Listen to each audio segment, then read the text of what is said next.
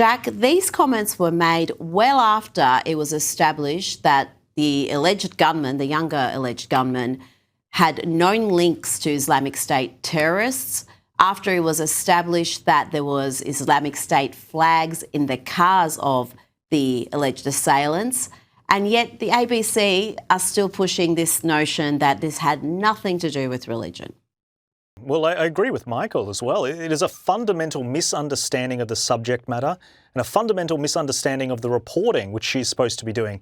Now, let's keep in mind, she is supposed to report the news. This is firebrand commentary, which is appearing to assert the motive of the shooters before the courts have even had a chance. So I would actually go a step further to say that the ABC is in very, very big trouble here and potentially even being contemptuous by suggesting that religion is not a motive, because the official police charges of this one individual, the son who is alive, say that he was religiously motivated. So who on earth does Laura Tingle think she is to jump that process, to spread misinformation throughout Australia at a time of mourning, at a time of uncertainty and fear?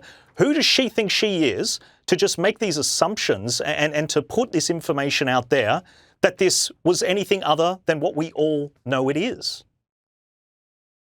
Now, Josh, Frydenberg hasn't been the only member of the Jewish community taking the ABC to task. Victoria Teplitsky, whose father was shot in the Bondi terrorist attack, called out the public broadcaster live on air. Have a look. And ABC, I've got to say, will you cut out the biased reporting? Mainstream media, we feel will you cut it out? Will you actually let us have a voice? Because we feel that part of the reason that the Jewish people have experienced such a massive change in Australia towards us. I mean, I'm Aussie. Jack, are we going to see some accountability from the public broadcaster? They are the beneficiary of more than $1 billion in taxpayer money every year. They're required to be balanced. They have a charter that they seem to willfully ignore every day.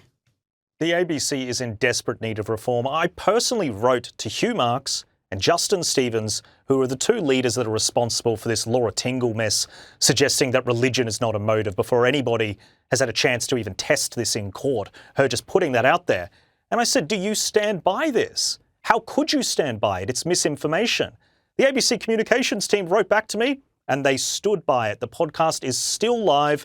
They are not accountable to anybody. And there is a reason there is palpable anger in the Jewish community, because they have seen this for years. They've seen the ABC do things like hire Antoinette Lattouf when she was the one who was going around saying, oh, they weren't saying gas the Jews. They merely said, here are the Jews, as if that distinction about Jew hunting is somewhat of a lesser standard. They gave her a job. Now, obviously, they shouldn't have fired her in the way that they did it. It was found to be illegal.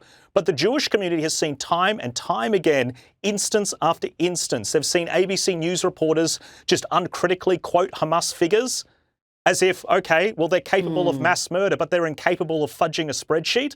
Really? There's no skepticism when it comes to some of the pro-Palestinian arguments. They've seen this. The trust is gone. And there's a fundamental leadership issue at the ABC. If Hugh Marks cannot stand up and say, Laura Tingle, you were wrong to ascribe motive to the shooter in a way that is wildly out of line with every single theory and every single prosecution line, you were wrong to do that. We're going to take the podcast down and issue an apology.